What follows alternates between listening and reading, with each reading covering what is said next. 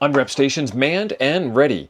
Got myself some new TOADs boards in stock. I'm going to show you how I get these things prepped for sale and ready to roll. Let's go. I've got my solder station here, and I have the TOADS DI6 board and the TOADS DI board. This TOADS DI board will get you all set up with connecting USB-C through a sound card to pin headers for whatever radio it is you have and however you want to connect it.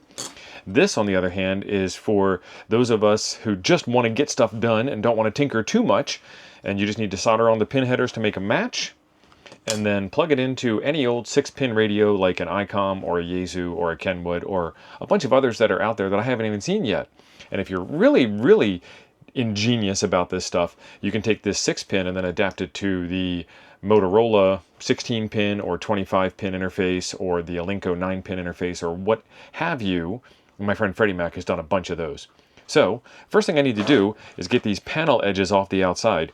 I will do this for you before they ever go up to shipping, mostly because I don't have the room to store this big thing. Getting these off is super easy. They're actually already scored from the PCB Fab Shop, and this one here is it's cut on the top and bottom. So, yeah, it kind of is what it is. And they just break away. Ta-da!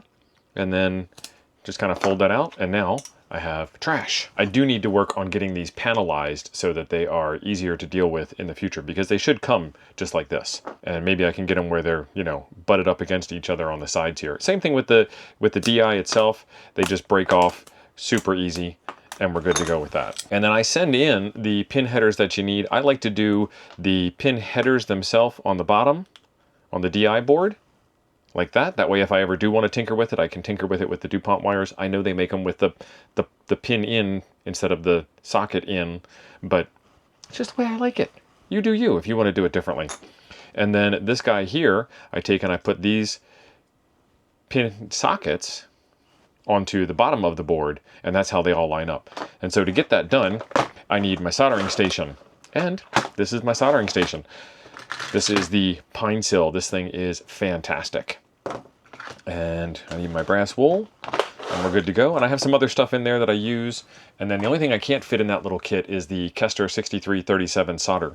So I need to bring up my USB cable here and plug her in. And I love this thing. It's got an onboard temperature gauge, and look at that.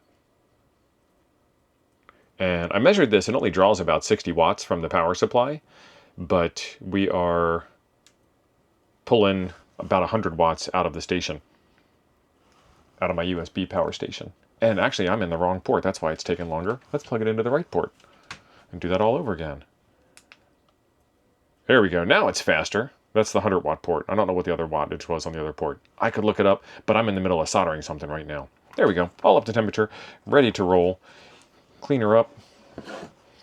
And then my trick for these guys here is to just do one pin on the back. If I can find the end of my solder spool, I do this all the time. And I just solder down one pin only.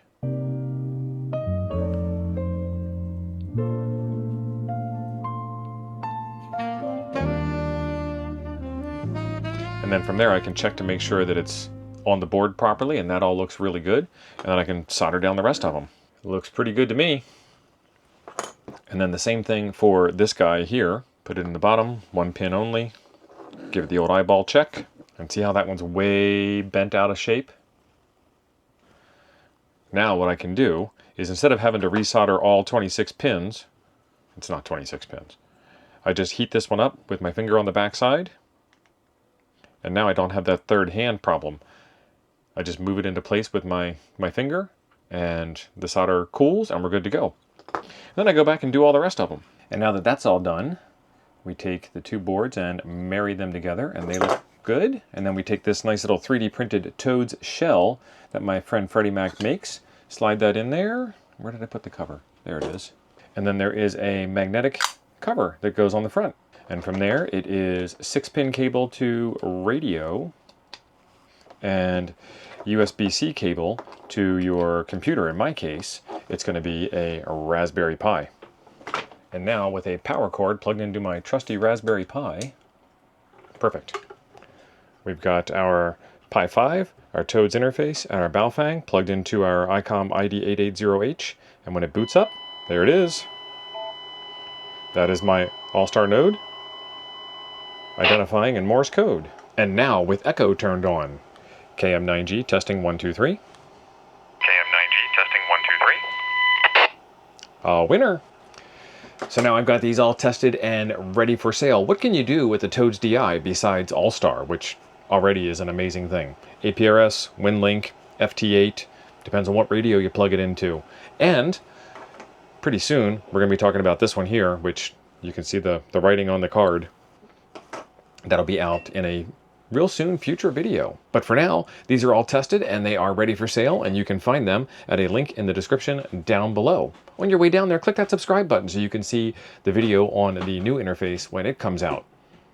In the meantime, I've got a video for you right over here I think you might enjoy next. Thanks for being awesome. I'll see you over there.